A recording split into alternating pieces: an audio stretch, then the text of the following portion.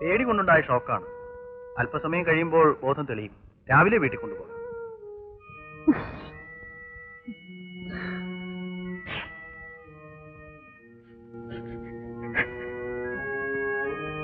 ഇന്നലെ രാത്രി ഗോപി സാർ ഇവിടെ നിന്ന് ഇറങ്ങി ഓടുന്നത് കണ്ടു. കയ്യിലൊരു മാലയുണ്ടായിരുന്നു. നിങ്ങൾ ശരിക്കും കണ്ടോ? ഗോപി സാർ തന്നെയാണോ? അതെ സാർ, ഞാൻ ശരിക്കും കണ്ടോ. മോളെ വാ. തുളസി, ഞാൻ നിർബന്ധിക്കുന്നു എന്ന് വിചാരിക്കരുത്. കല്യാണക്കാര്യത്തെ കുറിച്ചാണോ സാർ പറയുന്നത്? അതെ, കല്യാണം കഴിച്ചേ തീരുന്ന ആഗ്രഹം കൊണ്ടല്ല. ഞാൻ നിമിത്തമാണ് തുളസിക്ക് ഗതികേട് വന്നത്. എന്നോട് അവിടെ വരരുതെന്ന് തുളസി പ്രത്യേകം പറഞ്ഞു. എന്നിട്ടും ഞാൻ വന്നു. ഇപ്പോ തുളസിയുടെ വീടും എല്ലാം നഷ്ടപ്പെട്ടില്ല. അതൊന്നും സാരമില്ല സാർ, എനിക്കതിൽ ദുഃഖവുമില്ല. എനിക്ക് ദുഃഖമുണ്ട്. തുളസിക്ക് നല്ലൊരു ജീവിതം തരണമെന്ന് ഞാൻ ആഗ്രഹിക്കുന്നു. നോക്കൂ തുളസി, എനിക്ക് പ്രായക്കൂടുതലുണ്ട്. തുളസിയെ കാണുന്നതിന് മുമ്പ് കല്യാണത്തെക്കുറിച്ച് ഞാൻ ചിന്തിച്ചിട്ടില്ല. എന്താ കാര്യമെന്നറിയാം? എന്റെ ഒരു സ്നേഹിതന്റെ ഭാര്യ അവനെ വഞ്ചിക്കുന്നത് നേരിൽ കണ്ടവനാണ് ഞാൻ. ആ കാഴ്ച എന്നെ വല്ലാതെ തളർത്തിക്കളഞ്ഞു. അതിനുശേഷം വിവാഹത്തെക്കുറിച്ച് ഞാൻ ചിന്തിക്കാൻ പോലും തയ്യാറായില്ല. എനിക്ക് വേണ്ടി കാത്തു നിന്നിട്ട് രക്ഷയില്ലെന്നറിഞ്ഞ് എന്റെ അനുജൻ വരെ വിവാഹം കഴിച്ചു. ഇപ്പൊ ഞാനിതാ തുളസിയുടെ മുമ്പിൽ നിൽക്കുന്നു, തുളസിയുടെ സമ്മതത്തിന് വേണ്ടി. എന്തു പറയുന്നു?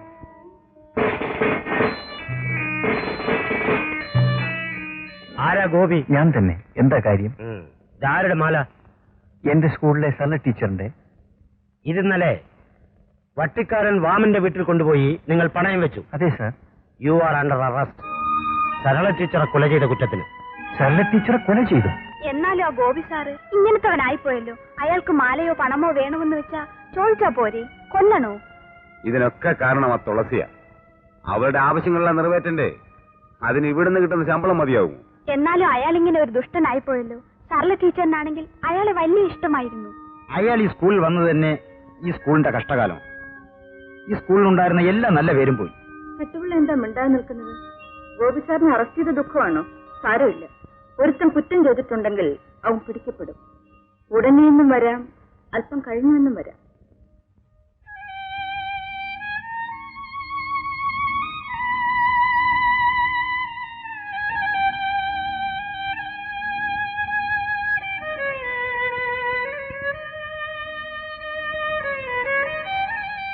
വരാനുള്ളത് വഴി തങ്ങില്ല സാർ. സാറ് കുറ്റം ചെയ്തിട്ടില്ലെന്ന് എല്ലാവർക്കും അറിയാം. സത്യം അധികകാലം മറഞ്ഞു നിൽക്കില്ല സാർ.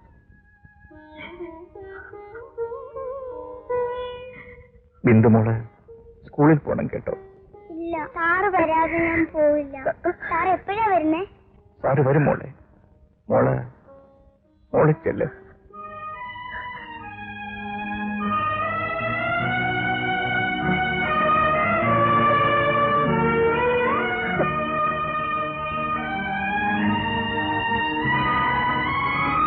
എന്റെ പൊന്നുമുത്തി, എന്റെ കല്യാണത്തിന് മുൻപ് സാറിനെ ജയിലിൽ നിന്ന് വിടണേ.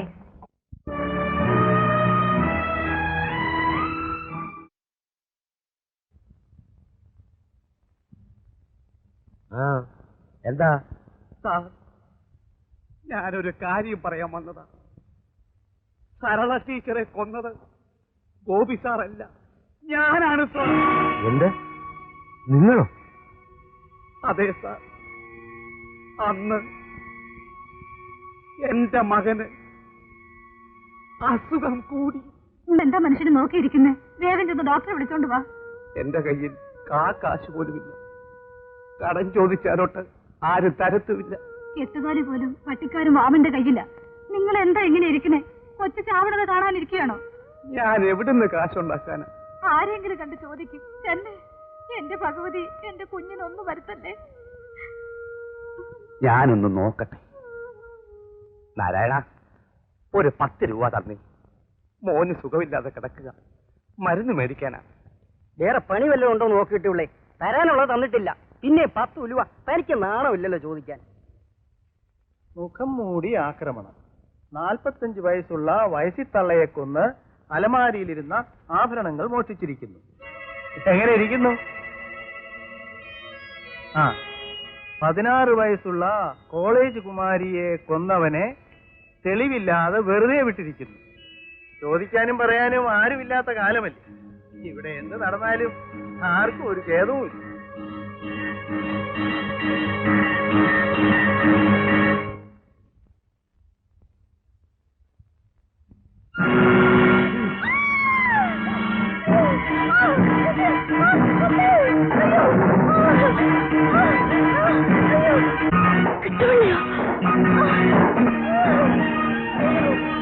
ദാരിദ്ര്യം കാരണം ചെറിയ ചെറിയ തെറ്റുകളിൽ ഞാൻ തുടങ്ങി. അവസാനം വലിയൊരു തെറ്റിൽ ചെന്ന് അവസാനിച്ചു. ഞാൻ മഹാഭാവിയാണ് സാർ, മഹാഭാവിയാണ് സാർ. മോളിനി സ്കൂളിൽ പോയിക്കോ. ഞാൻ സാറിന്റെ കൂടെ പോവും. എന്താ പെണ്ണേ, പതിവില്ലാതൊരു മൂളിപ്പാട്ടും പറ്റും. പോ തുളസി കുഞ്ഞ്. മുത്തിയമ്മ സ്നേഹമുള്ളവളാ. ആ, അല്ലെങ്കിൽ പിന്നെ എന്റെ കല്യാണത്തിന് മുൻപ് സാറിന് വരാൻ പറ്റുമോ? മുത്തിയമ്മ കിട്ടുള്ളേ കൊണ്ട് സത്യം പറയിപ്പിച്ചതാ. വരുമോളെ.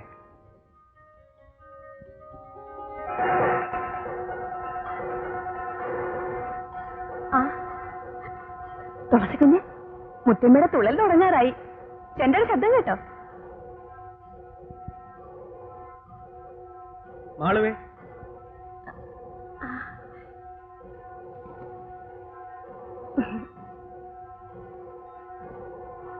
ചന്തയ്ക്ക് പോവുക. എന്തൊക്കെയാ വേണ്ടത് വെച്ചൊരു തുണ്ട് കുറിച്ചതാ. എനിക്കൊന്നും വേണ്ട, ഒന്ന് വേഗം വന്നാ മതി. എങ്ങനെയാ വേഗം വരിക? സാധനങ്ങളൊക്കെ വാങ്ങണ്ടേ? വാങ്ങിയാലുടൻ ഞാൻ ഓടി വരില്ലേ എന്റെ മാളുക്കുട്ടിയുടെ അടുത്തേക്ക്? പറ, മാളുക്കുട്ടിക്ക് എന്താ വേണ്ടേ? പറയട്ടെ. ആ, പളുങ്ക് വെച്ച് സിന്ദൂര ചെപ്പ്. അതിന്ന് ഞാൻ എങ്ങനെയായാലും വാങ്ങിക്കൊണ്ടുവരും. വാ പോവാം. ആ,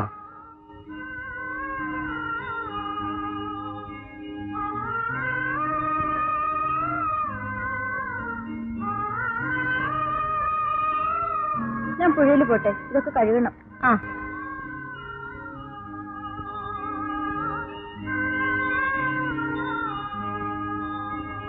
എന്റെ സുന്ദരി കുട്ടിക്ക് ഞാനിന്ന് സിന്ദൂരം തൊട്ട് വരാം. രാജപ്പേട്ട കൊണ്ടുവരും.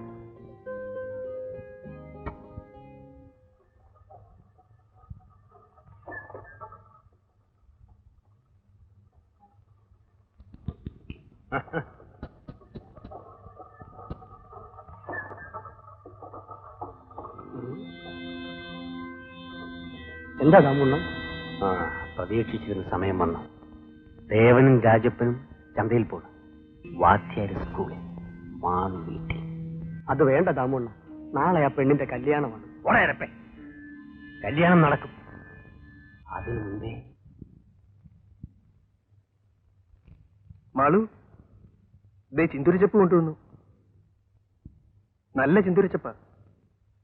ദേ നീ പറഞ്ഞ സിന്ദൂരച്ചപ്പ്.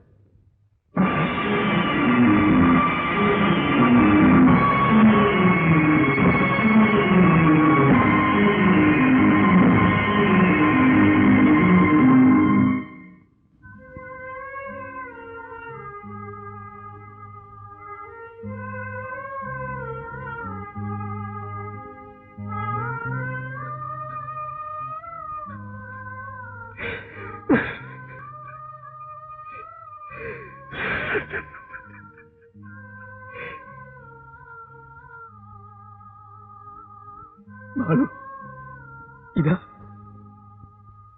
നീ പറഞ്ഞ സിന്ദൂരച്ചപ്പ്.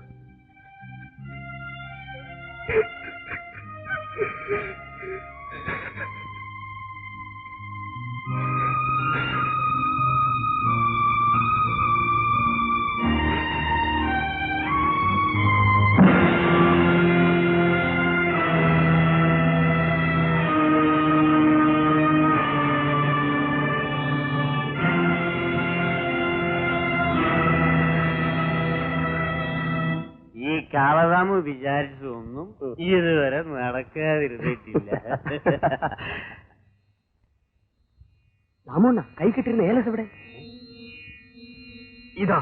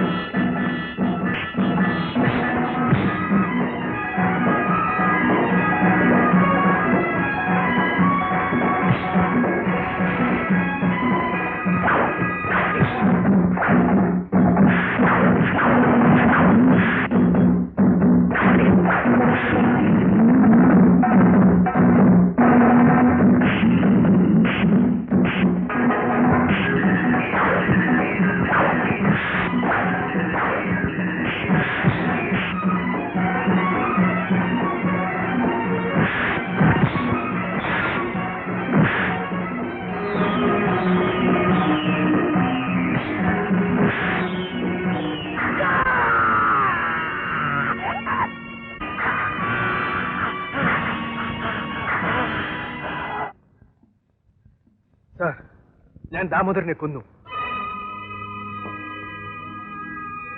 ഗോപി സാറിന് സ്ഥലമാറ്റമാണ്.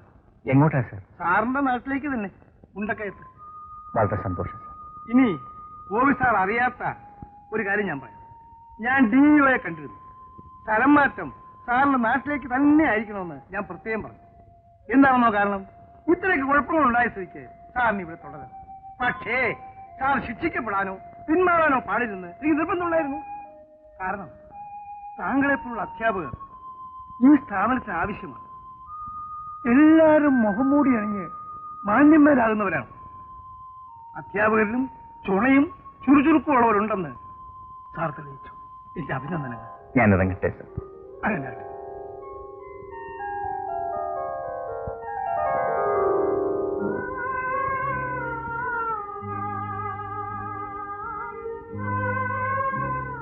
രാജപ്പ, എനിക്ക് സ്ഥലം മാറ്റമാണ്. എന്റെ സ്ഥലത്തേക്ക് തുളസിയും ബിന്ദുവിനെയും ഞാൻ കൊണ്ടുപോകും, എന്റെ ഭാര്യയും മകളുമായിട്ട്. രാജപ്പനെ ഈ നിലയിലാക്കിയിട്ട് പോകാൻ എനിക്ക് സങ്കടമുണ്ട്. എനിക്കൊരു സങ്കടവുമില്ല സാർ. എന്റെ മാളുവിനെ കൊന്നവനെ ഞാൻ കൊന്നു. അതൊരു നേട്ടമല്ലേ സാർ? തീർച്ചയായും. കഴുകുമരത്തിൽ കയറാൻ ഞാൻ തയ്യാറാണ് സാർ. അങ്ങനെ തീർത്തു പറയണ്ട. രാജപ്പന് വേണ്ടി വാദിക്കാൻ ഏറ്റവും സമർത്ഥനായ ഒരു ക്രിമിനൽ വക്കീലിനെ ഞാൻ ശുപാർശ ചെയ്തിട്ടുണ്ട്. രൂപയും കൊടുത്തു. ഇനി എത്ര വേണമെങ്കിലും കൊടുക്കാമെന്നും പറഞ്ഞിട്ടുണ്ട്. ഒരു വേള രാജപ്പൻ ശിക്ഷിക്കപ്പെട്ടില്ലെന്ന് വരാം. എന്നെ ശിക്ഷിക്കട്ടെ സാർ. എന്നെ തൂക്കിക്കൊല്ലട്ടെ. എനിക്കാകെ ഉണ്ടായിരുന്ന എന്റെ മാളു പോയി. ഞാനിനി ആർക്കു വേണ്ടി ജീവിക്കണം സാർ? ബന്ധങ്ങൾ ജനിക്കുകയും തകരുകയും ചെയ്യുന്ന ഒരു ലോകത്താണ് നാം ജീവിക്കുന്നത്. മറക്കുക എന്ന് പറയുന്നത് ക്രൂരമാണ്. എങ്കിലും മറക്കാൻ ശ്രമിക്കുക. രാജപ്പനെ കാണാൻ ഞാൻ ഇനിയും വരും. ദേവന് വേണ്ടതൊക്കെ ചെയ്യാൻ ഒരാളെ ഏർപ്പാട് ചെയ്തിട്ടുണ്ട്. ഞങ്ങൾ വരട്ടെ.